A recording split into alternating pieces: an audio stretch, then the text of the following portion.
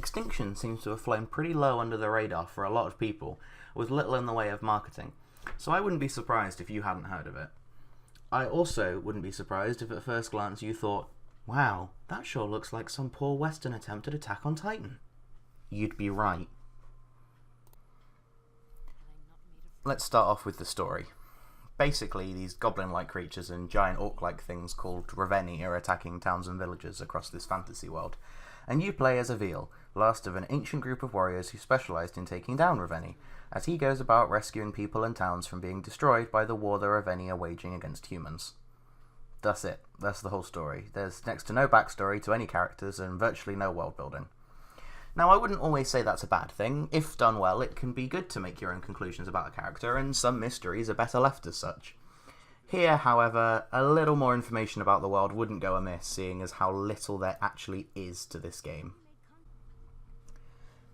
This might just be one of the most bare-bones games I have ever played. Once you've played the first level, you've essentially played the whole game. In Extinction's defence, it can be quite fun. The movement is fast, fluid, and fun to pull off. Clambering up a tower, leaping onto a titan... Oh, wait, sorry, I meant Raveni. And cutting its armour off and decapitating it is very satisfying. Unfortunately, the same can't be said of the ground combat. You basically just have to hammer the attack button and you've won.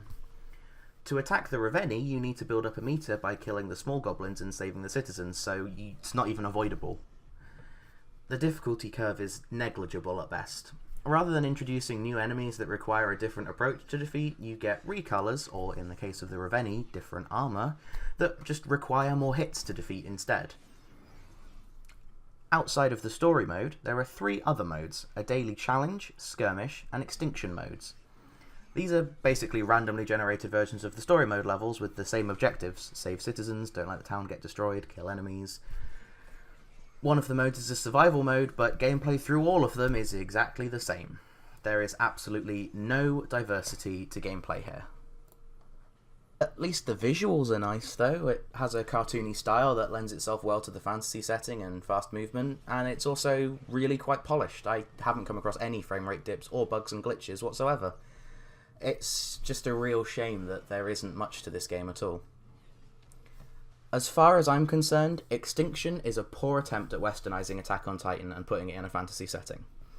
If the Koei Tecmo Attack on Titan games hadn't come out, I would probably recommend this as a budget alternative worth picking up in a sale. But seeing as they did come out, I can't recommend this game to anyone, to be honest. Save your money for something that feels like a bit more effort has been put into it, and that maybe isn't a full-priced game for what essentially feels like a big-budget indie title. Thanks for watching. Don't forget to like, comment, and subscribe. It really helps me out a lot. See you next time.